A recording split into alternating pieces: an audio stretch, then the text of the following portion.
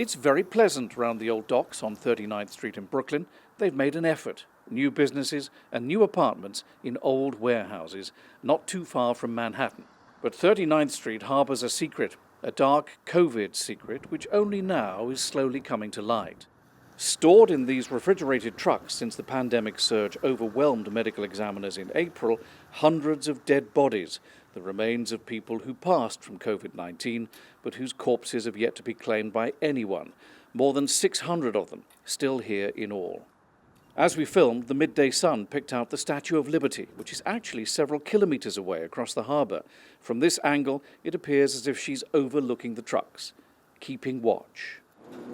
The Office of Chief Medical Examiner in New York says so many people have died of COVID-19 since the spring, staff are working round the clock to try and trace family members. But it takes time, and often relatives don't want to claim the bodies because they fear the high costs of a funeral.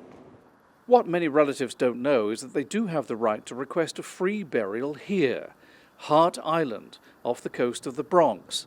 It's where New York buries its unclaimed dead when all the usual possibilities of a reunion with living relatives have been exhausted.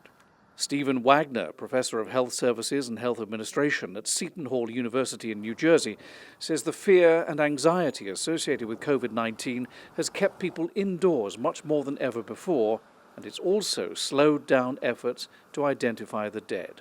People are working from home. They're using digital technology, making it much more difficult to do their job. Access to records and information, if it's not digitized, may be difficult. So I think that the whole process is made more difficult just by the nature of the pandemic. Nico Maurunis knows all too well what it's like when a neighbor dies alone of COVID-19. The smell was so bad. It was like sour milk. It was as if somebody left meat outside the refrigerator for a week. It was really, really bad. His 80-year-old neighbor hadn't been seen for a while. His death came as a shock to everyone in the apartment block. He died by himself, 80 years old. He was laying on the floor for 30 days and no one paid attention. No one reached out to him and see, are you alive? It came for me to realize how important human relationships are. Either with friends or with relatives or with neighbors. What I did, I reached out to all my neighbors.